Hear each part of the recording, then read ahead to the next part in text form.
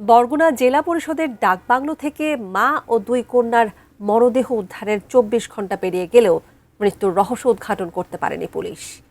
পরিকল্পিত হত্যা নাকি অন্য কিছু, এই প্রশ্নের উত্তর খুঁজতে গিয়ে নতুন নতুন প্রশ্ন সামনে আসছে। এবার বিচার দাবিতে রাজপথে নেমেছেন নিহতের স্বজনরা।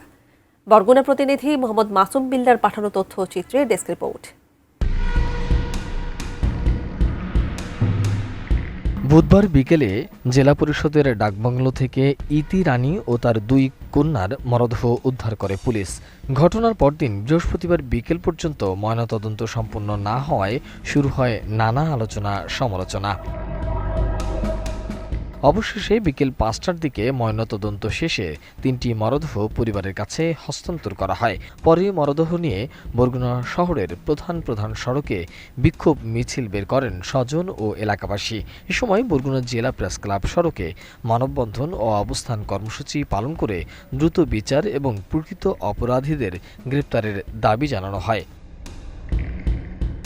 বৃহস্পতিবার সকালে বরগুনা ২৫০ শয্যা হাসপাতালের সামনেও দীর্ঘ সময় অবস্থান কর্মসূচি পালন করে নিহতের স্বজনরা। তাদের অভিযোগ, ঘটনাটি পরিকল্পিত হত্যাকাণ্ড হলেও রহস্যজনক কারণে তদন্তে ধীর গতি দেখা যাচ্ছে। আমি বুঝি নির্মাণের শিল্প, সালাম স্টিল বোঝে ডিউরেবিলিটি। সালাম স্টিল, মোস্ট ডিউরেবল স্টিল। স্বজনদের অভিযোগ, ডাকবাংলোর সিসিটিভির ফুটেজ, ঘটনাস্থলের আলামত এবং সংশ্লিষ্টদের জিজ্ঞাসাবাদে আরও গুরুত্ব দেওয়া প্রয়োজন। ঘটনার পর দীর্ঘ সময় পেরিয়ে গেলেও কেন মামলা ও তদন্তে দৃশ্যমান অগ্রগতি দেখা যাচ্ছে না, এমন প্রশ্নও তাদের। আমার সাথে আমার স্ত্রীর কোনো সময় সম্পর্ক খারাপ ছিল না, আমার স্ত্রীর সাথে কারো কোনো সময় সম্পর্ক ছিল না। এটা তো একেবারে হত্যা করা হয়েছে, ডাকিয়ে নেছে। ওদিন অফিসে যাওয়ার প্রশ্নই ছিল না, আমার বলছে যে যাবো না আমি, তারপরে সে গেছে। কি কারণ গেল তো সকালে ছিলাম না, আবার আইসে শুনি সে অফিসে গেছে। এই যে গেল, কি কারণে গেল এইটা আমি জানতে চাই। মামলা হয় নাই, মামলা করতে চাই, ধরে ধামা চাপা দিতে চাই, মানে সঠিক আমরা এই তথ্য পাইতেছি না, এইরকম আর কি একটা। ঘটনার কেন্দ্রবিন্দুতে থাকা ডাকবাংলোর কেয়ারটেকারের বক্তব্যেও উঠে এসেছে বেশ কয়েকটি গুরুত্বপূর্ণ তথ্য। তিনি দাবি করেছেন, ঘটনার দিন সকালে ইতি রানী ও তার দুই মেয়েকে ডাকবাংলোর ৩য় তলায় দেখা যাচ্ছিল। পরে বিকেলে একটি কক্ষের ভিতর থেকে তালাবদ্ধ দেখতে পেয়ে ঊর্ধ্বতন কর্মকর্তাদের অবহিত করেন তিনি। হইলো ওই একটা মেয়ে ঘুমনে দেখছি, ওনার মেয়ে, আর পাশের রুমটা ভিতর থেকে মানে আটকানো, অনেক দাপাতাবি করছি, কোনো হয় নাই, খোলে নাই। তারপরে ভিডিও স্যার আছে নিচে, ওনার সাথে শেয়ার করছি, উনি থানায় ফোন দিয়েছে, তারপরে ওই পুলিশে করছে। তাদের 10:30 তারা আসছে আর এখানে কাজ করতেছে। আমি জেলা পৌঁছতে গেছি, আমার একটা কাজ ছিল, মানে পানির ট্যাঙ্কির জন্য দরখাস্ত করার জন্য ট্যাঙ্কি ফাইটে গেছে, তো সেটা দরখাস্ত আমি তো এখানে ছিলামই না, আমার নাম কী করে আসবো।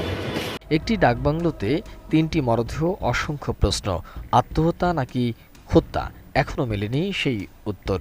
তদন্তের অগ্রগতি আর ময়নাতদন্তের পূর্ণাঙ্গ প্রতিবেদনের দিকেই তাকিয়ে আছে নিহতের পরিবার, এলাকাবাসী এবং পুরো বরগুনাবাসী। তদন্ত করছি, কনক্লুসিভ কোনো কিছু বলা যাবে না বা কমপ্লিট কোনো সিদ্ধান্ত এখনও দেওয়া যাবে না। তো আমরা কালকে, আপনারা ঘটনাস্থলেও ছিলেন, আপনারা দেখেছেন যে বড় মেয়েটাকে একটি রুমে পাওয়া যায়, সেই রুমের দরজা খোলা ছিল। তো পার্শ্ববর্তী রুমের দরজা ভেঙে ভিতর থেকে মা এবং ছোটো মেয়েকে উদ্ধার করা হয় এবং মৃত অবস্থায় উদ্ধার করা হয়। প্রাথমিকভাবে ধারণা করেছি যে এটি একটি আত্মহত্যা হতে পারে। ব্যক্তিদের যেহেতু দরজাটি বাইরে থেকে বন্ধ ছিল, পাশাপাশি আমরা সিসিটিভি ফুটেজ পেয়েছি, সেটিও আমরা বিশ্লেষণ করে এ পর্যন্ত দেখেছি যে ঘটনার পূর্বে এবং ঘটনার পরে অন্য কারোর এন্ট্রি হয়নি। তারপরেও আমরা বলবো যে কোনো সম্ভাবনাকেই উড়িয়ে দেওয়া যায় না।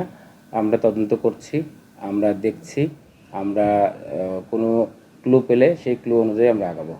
যদি এটা হত্যাকাণ্ড হয়ে থাকে তাহলে আমরা সেই আঙ্গিকে তদন্ত করব এবং সেই আঙ্গিকে আগাবো। যে আমাদের তদন্ত চলছে, এটা চলমান প্রক্রিয়া। একদম যদি ওনারা বাদী হয়ে মামলা করতে চান, আমরা মামলা নিব, মানে হত্যা মামলা নিব। আমি ইডি মামলা নিয়েছি, আমাদের ইনকোয়েস্ট হয়েছে, আমাদের পোস্টমর্টম করবার জন্য মেডিকেলে প্রেরণ করেছি। সমস্ত প্রক্রিয়াই চলমান, প্রাথমিকভাবে কিন্তু কার্যক্রম চলমান আছে, আমরা বসে নেই। কিন্তু এটা নিয়ে আমাদের সময় দিতে হবে, মাথা ঠান্ডা রেখে কাজ করতে হবে, তাহলে একটি নিরপেক্ষ রিপোর্ট আসবে। যদি ওনারা এখন মামলা করতেছেন, আমরা মামলা নেব। আমি তো দায়িত্ব নিয়ে বলছি পুলিশ সুপার হিসেবে, কোনো সমঝোতার প্রশ্নই আসে না। কেন সমঝোতা আসবে? আর সমঝোতা কার সঙ্গে করবে? Desk report, ATN news.